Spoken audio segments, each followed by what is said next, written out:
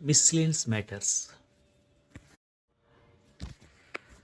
Some crises are best seen from space, others up close and personal.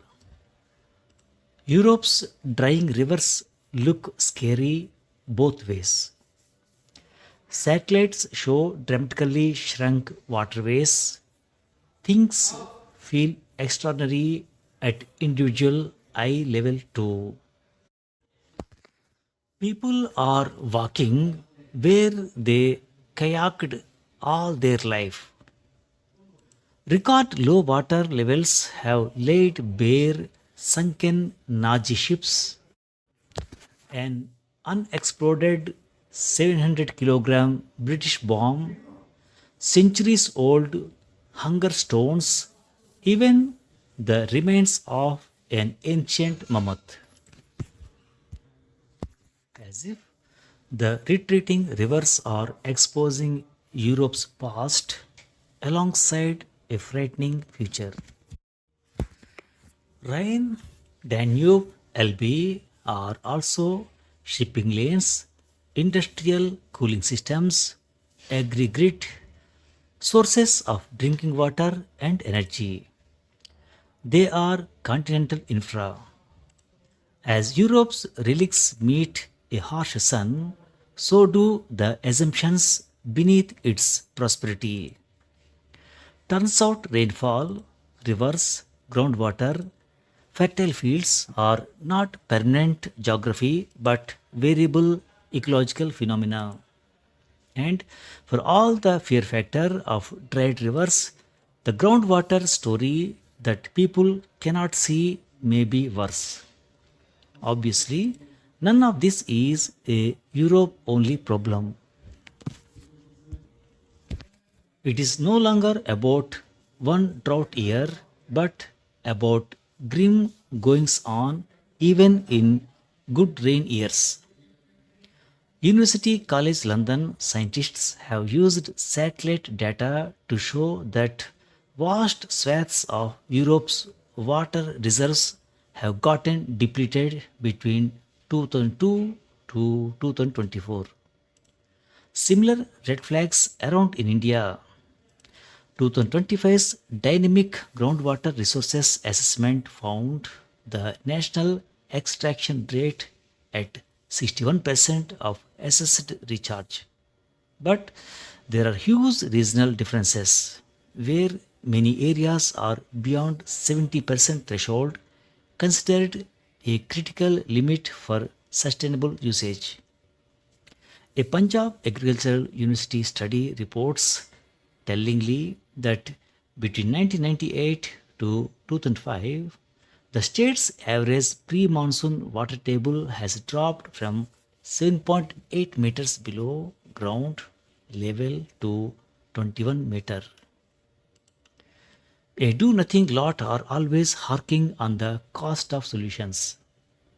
Consider that many of India's water parched cities are coastal. So, investing in desalination now, no matter how expensive, like Chennai is doing, makes more sense than leaving it to zero water day. Europe to India, we can no longer assume that any of our water supply is permanent. That means we have to effectively build a second water system to keep the one that nature gave us alive. We have to make water from the sea, sewage, wastewater, and when we get rain, we have to catch it before it runs away.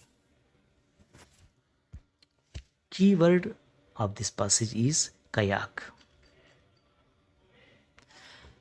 People are walking where they kayaked all their life.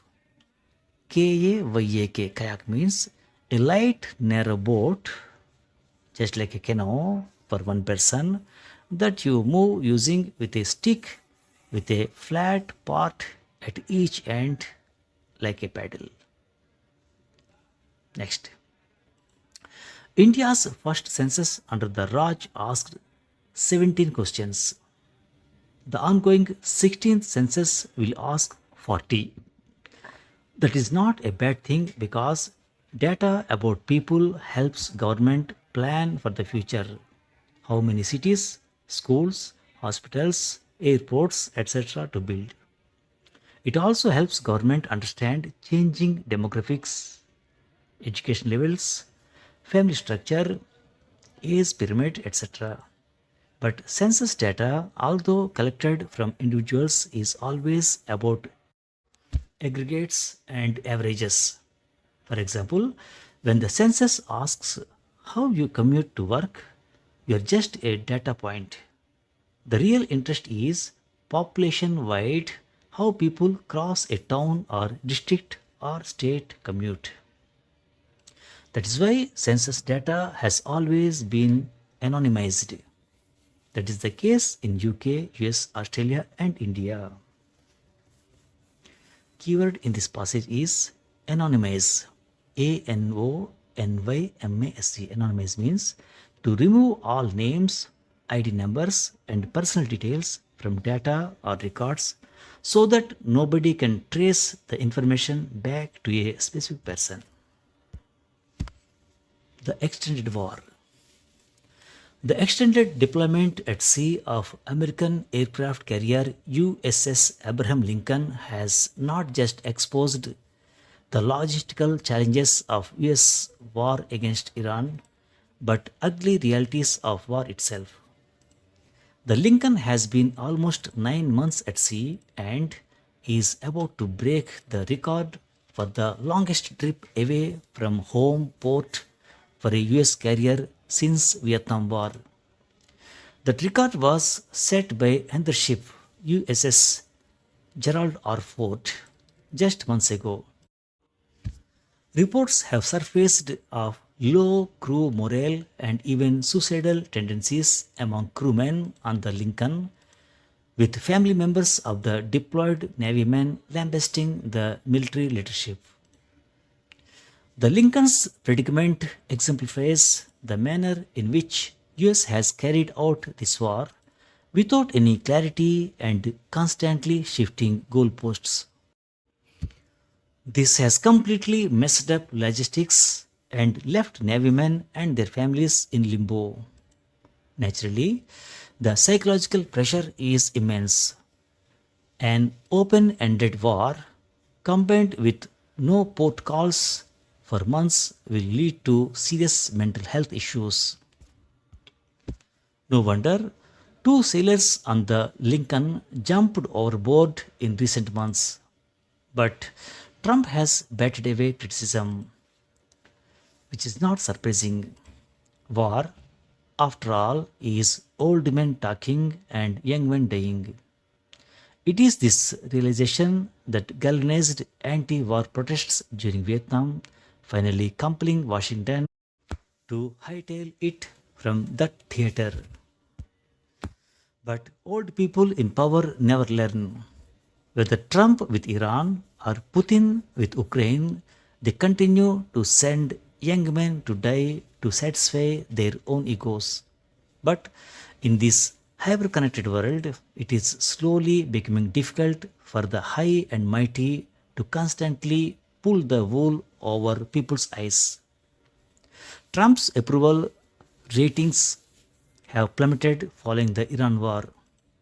Putin recently banned the only anti war party, Yabloko, from upcoming parliamentary polls in Russia.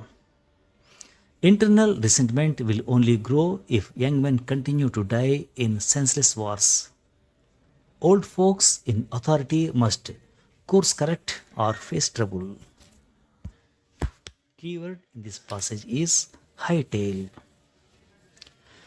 It is this realization that galvanized anti war protests during Vietnam, finally compelling Washington to hightail it from that theater. HAGHTAL, hightail means to leave, flee, or go somewhere in a great hurry. Thank you very much.